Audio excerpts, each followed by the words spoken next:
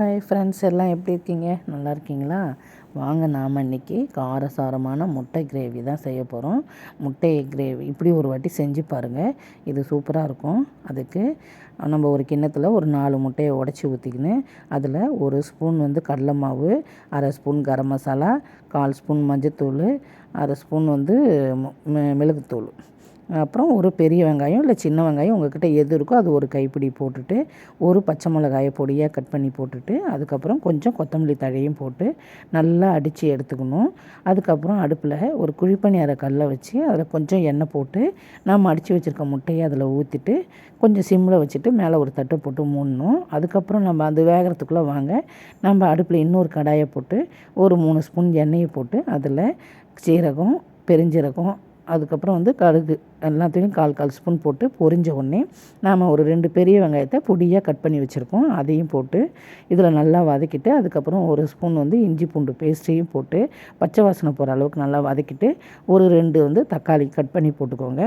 நீங்கள் கட் பண்ணி போட்டாலும் போடலாம், இல்லைன்னா மிக்சியில் அரைச்சி ஜாரில் அப்படியே போட்டாலும் போட்டுக்கலாம். நான் இன்றைக்கி கட் பண்ணி தான் போட்டிருக்கேன்.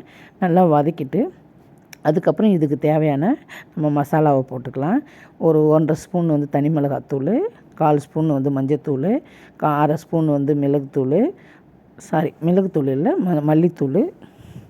மல்லித்தூள் போட்டுட்டு, அதுக்கப்புறம் கொஞ்சம் உப்பு, ஏன்னா நம்ம அதுலேயும் உப்பு போட்டிருக்கோம், அதனால் இதில் கொஞ்சம் பார்த்து கொஞ்சமாக போட்டுக்கோங்க. போட்டு நல்லா அந்த பச்சை வாசனை போகிற வரைக்கும் நல்லா வதக்கிட்டு, அதுக்கப்புறம் ஒரு டம்ளர் தண்ணி அதில் போட்டு அந்த வெங்காயம்லாம் வேகிற அளவுக்கு விட்டுட்டு நம்ம அதுக்கப்புறம் ஒரு சின்ன ஜார் எடுத்துகிட்டு அதில் ஒரு 2 பத்து தேங்காய், ஒரு ஸ்பூன் பொட்டுக்கடலை, ஒரு 3 முந்திரி பருப்பு, கொஞ்சம் சோம்பு போட்டு அரைச்சி இதில் ஊற்றிட்டு, அதுக்கப்புறம் நம்ம நல்லா கிண்டி விட்டுட்டு, அதுக்கப்புறம் நம்ம அந்த குழிப்பணியார கல்லில் ஊற்றி வச்சுருக்கோம் பார்த்திங்களா முட்டையை, அதை எடுத்து இதில் போட்டு சிம்மில் வச்சுட்டு ஒரு தட்டு போட்டு மூடணுன்னா நல்லா ஜூஸியாக இந்த கிரேவி ஃபுல்லாக அதில் இழுத்துட்டு நல்லா டேஸ்ட்டாக சூப்பராக இருக்கும்.